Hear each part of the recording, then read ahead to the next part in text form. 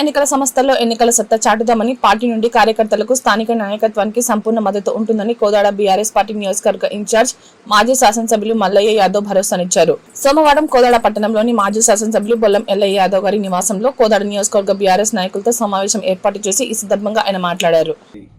ఏ నియోజకవర్గంలో ఏ గ్రామంలో చూసినా ఆ మార్పు అనేది ప్రత్యక్షంగా కేసీఆర్ గారి నాయకత్వంలో చూపించగలిగింది. ఆ రోజు రోడ్లు కానీ ఆ గ్రామం పుట్టి బొడ్రా వేసిన కాడ నుంచి ఏయని రోడ్లని సదిద్దని వీధుల్ని 100% అన్ని గ్రామాలల్లో పెంట దిబ్బల కాడు కూడా సిమెంట్ రోడ్లు వేసిన ఘనత బీఆర్ఎస్ ప్రభుత్వాన్ని. ప్రతి గ్రామంలో నీటి కొరత లేకుండా మంచినీళ్ళని మషిన్ భగీరథ ద్వారా ఇవ్వగలిగినాం. పచ్చదనాన్ని కాపాడటానికి హరితహారం పేరు మీద ప్రతి వర్షాకాలంలో మొక్కలు వేల కొద్ది మొక్కల్ని ప్రకృతి వనాలు నిర్మించడంతో పాటు వేల కొద్ది మొక్కల్ని పర్యావరణ పరిరక్షణ కోసం నాటడం జరిగింది. అయ్యాల వటవృక్షాలుగా మారుతూ ఉన్నాయి. వాటిని కాపాడుకునే పరిస్థితి లేదు ఈరోజు ఈ ప్రభుత్వానికి, కాంగ్రెస్ ప్రభుత్వానికి. గ్రామాలు పరిశుభ్రంగా ఉండాలనే ఆలోచనతో ప్రతి గ్రామ పంచాయతీకి ఒక ట్రాక్టర్ని ఇచ్చి దానికి సంబంధించిన వనరుల్ని సమకూరిస్తే ఈరోజు ఆ ట్రాక్టర్లో డీజిల్ పోసుకోవడానికి మా దగ్గర లేవు అని చెప్పేసి ఆ తాళాన్ని తీసుకుపోయి జిల్లా కలెక్టర్ గొప్ప చెప్తున్న సందర్భం మనం ప్రత్యక్షంగా గ్రామాలల్లో విలేజ్ సెక్రటరీల ద్వారా చూస్తూ ఉన్నాం. ఈరోజు పాలన అస్తవ్యస్తంగా అటు రాష్ట్రంలో ఇటు గ్రామ స్థాయి వరకు పాలన అస్తవ్యస్తంగా తయారైంది. ప్రజల్ని గాలి వదిలేసి ఇచ్చిన హామీల గురించి ఊసెత్తే పరిస్థితి లేదు. అడిగే కార్యకర్తల మీద అక్రమంగా కేసులు పెడతా ఉన్నారు. మీరు ఇచ్చిన మాట తప్పిరు, ఇచ్చిన హామీల్ని విస్మరిస్తున్నారు. మీరు ఇచ్చిన మాటను నిలబెట్టుకోవాలని చెప్పేసి ఎవరైనా నిలదీస్తే వాళ్ళని అక్రమంగా ఏ రకంగా జైలుకు పంపేయాలన్నా కేసులు పెట్టాలనే ఆలోచన ఈరోజు రాష్ట్ర వ్యాప్తంగా ఈ కాంగ్రెస్ ప్రభుత్వం చేస్తూ ఉంది. కేంద్రం మీద నెప్పే ప్రయత్నం చేస్తుంటే ఈరోజు రాష్ట్ర ప్రభుత్వంగా మీ పనిని మీ ధర్మాన్ని మీరు పాటించకుండా కేంద్ర ప్రభుత్వం మీద ఒత్తిడి తీసుకొచ్చి సకాలంలో యూరియాని తీసుకురావాల్సిన బాధ్యత ఉన్న అధికారంలో ఉన్న మీరు ఈరోజు రైతాంగానికి సాకులు చెప్పడానికి కేంద్రం ఇస్తే మేము ఇస్తామని అంటాడు వ్యవసాయ శాఖ మంత్రి. అంటే వాళ్ళు పంపిస్తేనే మీరు ఇచ్చేటట్టుంటే మరి మీరు ఎందుకు? ఇక ప్రజల చేత ఎన్నుకోబడి ప్రభుత్వంగా ఏర్పడి ఈరోజు వ్యవస్థ నడుపుతున్న మీరు ప్రజల అవసరాల్ని, రైతాంగ అవసరాల్ని గుర్తించి ఎప్పటికప్పుడు అప్రమత్తమై కేంద్ర ప్రభుత్వంతో కొట్లాడైనా సాధించి ఈ రైతాంగానికి ఇబ్బంది లేకుండా, కొరత లేకుండా చేయాల్సిన అధికారులు కానీ, అధికార ప్రభుత్వ నాయకులు, ప్రజాప్రతినిధులు కానీ ఈరోజు మౌనం వహించి ఎక్కడెక్కడ ఆదాయ వనరులు ఉన్నాయా, ఎక్కడ డబ్బులు సంపాదించుకునే అవకాశాలు ఉన్నాయా, డబ్బులు సంపాదించుకునే దాని మీద ఆలోచన దృష్టి సారిస్తున్నారు తప్ప ప్రజలకు ఉపయోగపడే ఏ కార్యక్రమం మీద ఇచ్చిన హామీలు నెరవేర్చట్లేదు. ప్రజలకు ఉపయోగపడే రైతాంగానికి మేలు చేసే ఏ కార్యక్రమం మీద వాళ్ళు దృష్టి సారించట్లేదు. వాళ్ళకి టైం సరిపోవట్లేదు. కాబట్టి కాంగ్రెస్ ప్రభుత్వానికి హెచ్చరిక చేస్తున్నాం. మీరు ఇదే నత్తనడకన దున్నపోతు మీద వర్షం కురిసినట్టు ఎవరు ఏమనుకున్నా మాకేం ఉందిలే, మాకు వెనక దొడ్డిదారిన వచ్చే పైసలే ముఖ్యం, మాకు ఓట్లేసిన ప్రజలు గాలిలో కలిసిపోయినా పర్వాలేదని చెప్పేసి ఏదైతే నిద్రలో ఈ ప్రభుత్వాన్ని నడుపుతున్నారో ఇప్పటికైనా మేలుకోకపోతే వెంటబడి తరిమి కొట్టి మెడలు వంచి పనిచేపిస్తాం ప్రజల కోసం అని చెప్పేసి బీఆర్ఎస్ పక్షాన హెచ్చరిస్తూ చెప్తుంది.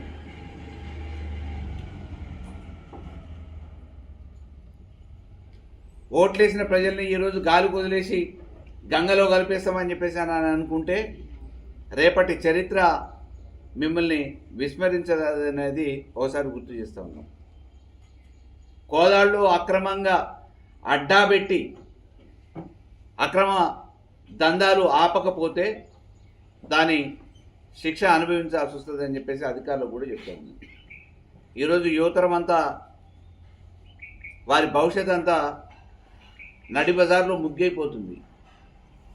ఎక్కడ చూసినా కానీ ఇంతకుముందు మామూలుగా బార్డర్ కాడ, చెక్ పోస్టుల కాడ దొరికేదేమో ఆ వైజాగ్ నుంచి వచ్చేదో పోయేదో దాని మీద పుంకానులుగా కంతర్లు రాసిరు. మరి ఈరోజు విచ్చలవిడిగా కోదాడులో ఏ సందులో గొంతులో ఎక్కడ చూసినా కానీ అక్రమంగా కాంగ్రెస్ కండవలు కప్పుకొని వ్యాపారం చేస్తున్న నాయకులు ఈరోజు గంజా అమ్ముతుంటే, మట్టి దందా చేస్తుంటే, ఇసుక దందా చేస్తుంటే ఎందుకు కళ్ళు అవపడట్లేదు?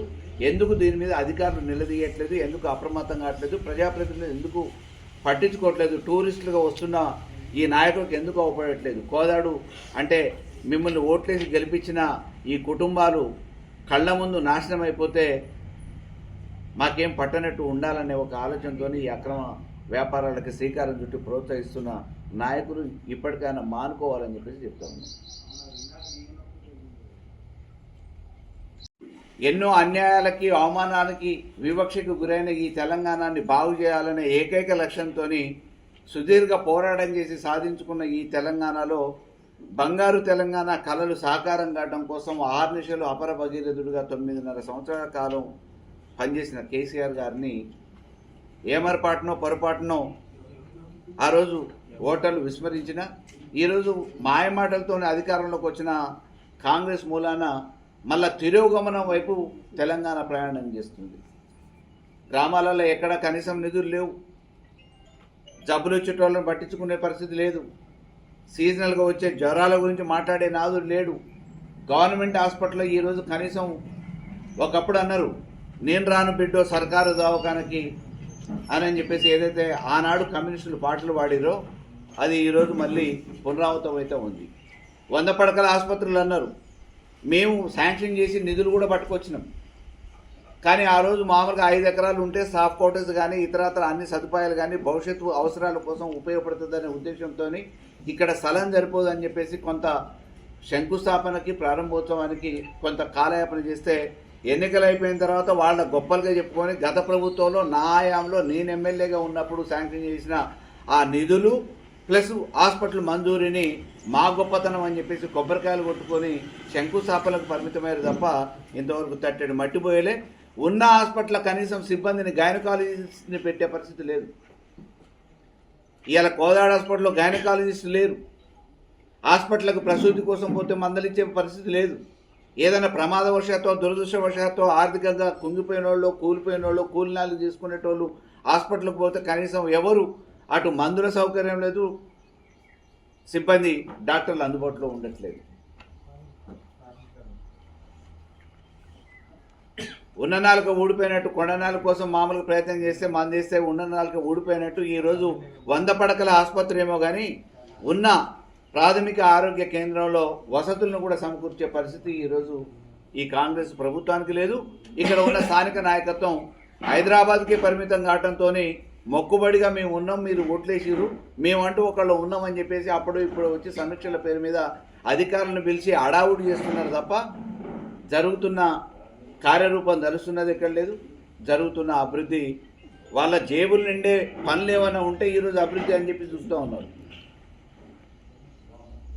రోడ్లు అవసరం ఉన్న కాడ లేని కాడ అవసరం ఉన్న కాడ వదిలేసి వాళ్ళకి కమిషన్లు ఎక్కడైతే వస్తాయో ఎక్కడైతే లాభపడతారో అనుకుంటారో అక్కడ రోడ్ల పేరు మీద కొబ్బరికాయలు కొడుతున్నారు. కానీ జరుగుతున్నది మాత్రం ఆ అభివృద్ధి ఎక్కడ ఉపయోగట్లేదు. అలా వరదలు వచ్చి ట్రాన్స్ఫార్మర్లు కొట్టకపోతే ఇంతవరకు ఆ ట్రాన్స్ఫార్మర్లు వేసిన నాదుడు లేడు, కుంగిపోయిన స్తంభాల గురించి పట్టించుకున్న నాదుడు లేడు. ధాన్యం కొనుగోలు గురించి ధాన్యం కళ్ళ ఇసుక దందా నడుస్తుంది, మట్టి దందా నడుస్తుంది, గంజా వ్యాపారం నడుస్తుంది, పేకాట క్లబ్బులు నడిపిస్తూ ఉన్నారు. మరి అధికారులు సమీక్షల పేరు మీద అప్పుడో ఇప్పుడో చుట్టపు చూపుగా వచ్చిన ఉత్తమ్ కుమార్ రెడ్డి మరి వారి సతీమణి సమీక్షల పేరు మీద అధికారులతో సమీక్షలు చేస్తున్నారు. కానీ ఆ సమీక్షలలో జరుగుతున్న పురోగతి ఏంది, పురోభివృద్ధి ఏంది అని అంటే కేవలం మొక్కుబడిగా సమావేశాలు పెట్టి పేపర్ ప్రకటనలకు పరిమితమే, మేము అది చేస్తున్నాం ఇది చేస్తున్నాం అని చెప్పడానికి పరిమితమవుతున్నారు తప్ప ఈరోజు ఎక్కడ కూడా అది కార్యరూపం దాల్చట్లేదు. గ్రామాలల్లో అనారోగ్యం పాలవుతున్నా ఒకవైపు వర్షాకాలం మొదలవుతుంది. ఈరోజు ఎక్కడ చూసినా చర్చా చెదారంతో కంపు వాసన వచ్చే పరిస్థితి గ్రామాలలో లోపడుతూ ఉంది. ట్రాక్టర్లు అయితే మూలకే పడ్డాయి, ఆ చెత్త తీసే నాదుడు లేడు. ఇవాళ యూరియా దొరకట్లేదు రైతాంగానికి.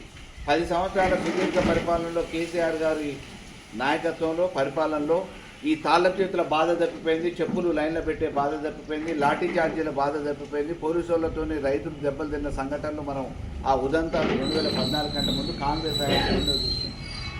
మరి బీఆర్ఎస్ ప్రభుత్వం వచ్చిన తర్వాత రైతులకు అటువంటి కష్టం రావద్దనే ఉద్దేశంతో వాళ్ళు వ్యవసాయం చేసుకునే గ్రామాలకు సైతం మందు కట్టలు పంపించారు.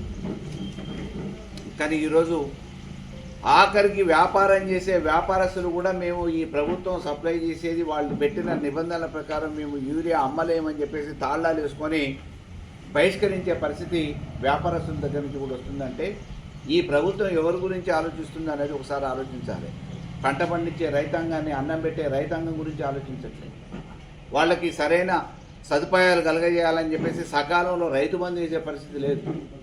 అయ్యాల మేము నాట్లప్పుడు వ్యవసాయానికి ఉపయోగపడాలనే ఉద్దేశంతో పెట్టుబడి సాయం కోసం రైతు బంధు చేస్తే ఇవాళ ఓట్లు వస్తాయనే ఒక అభిప్రాయంతో ఓట్ల కోసం రైతు బంధు చేసే ప్రయత్నం చేస్తాం.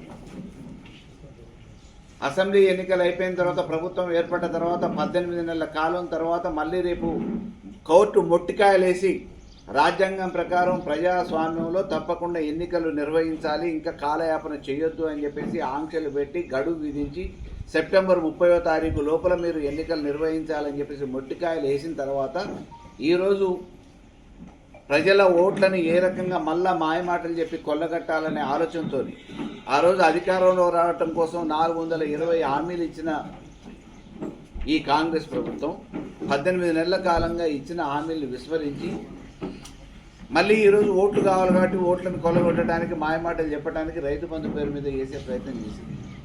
కానీ ఇంతవరకు వర్షాలు సరే ప్రకృతి వైపరీత్యం కావచ్చు, కానీ మనకు అందుబాటులో ఉన్న నాట్ల కోసం కానీ, వ్యవసాయ పనుల కోసం కానీ, నీళ్ల గురించి అటు పైనుంచి కృష్ణా నుంచి వస్తున్న నీళ్లు నాగార్జున సాగర్లో మనకు వచ్చే వాటాను కూడా తీసుకునే పరిస్థితి లేదు.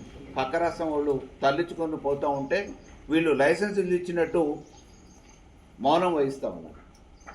ప్రతిపక్షాలు స్పందించి మాట్లాడితే ఎదురుదాడి చేసే ప్రయత్నం చేస్తున్నారు తప్ప ఈ తెలంగాణ యావత్ ప్రజానికానికి, రైతాంగానికి భవిష్యత్తులో జరుగుతున్న నష్టాన్ని నివారించే పరిస్థితులలో అధికారంలో ఉన్న ఈ కాంగ్రెస్ నాయకులు, మంత్రులు ఈరోజు పెదవిప్పట్లేదు. కోదాడు ఈరోజు గంజాయికి, ఇసుక దందాకి, మాఫియాలకి, పేకాటకి అడ్డాగా మార్చేసింది ఈరోజు ఉత్తమ్ కుమార్ రెడ్డి దంపతులు. విచ్చలవిడిగా జరుగుతూ ఉంది గంజాయి. మరి ఇక్కడున్న ఉద్యోగస్తులు, పోలీస్ యంత్రాంగం, రెవెన్యూ యంత్రాంగం ఎందుకు కట్టడి చేయలేకపోతుంది అనేది ఒకసారి ఆలోచించాల్సిన అవసరం కోదాడు ప్రజానికానికి ఉంది, ఇక్కడ పనిచేస్తున్న ప్రజాప్రతినిధులకు ఉంది. రాష్ట్రంలో ఉన్న జిల్లా స్థాయి అధికారులు కూడా స్పందించట్లేదు. కనీసం ఆంధ్రా నుంచి వస్తున్న ఇసుక కోదాడులో విచ్చలవిడిగా అమ్ముతున్న 1కి 4 రెట్లు బ్లాక్ మార్కెట్లో అదనంగా అమ్ముతున్నా కనీసం పట్టించుకునే నాదులు లేడు. ఒకనాడు మామూలుగా ఏమి లేకపోయినా గగ్గోలు పెట్టిన ఆ రోజు ప్రతిపక్షంలో ఉన్న నాయకుడు ఈరోజు విచ్చలవిడిగా లైసెన్సులు ఇచ్చినట్టు అధికారుల నోరు మూపించి అక్రమంగా అన్ని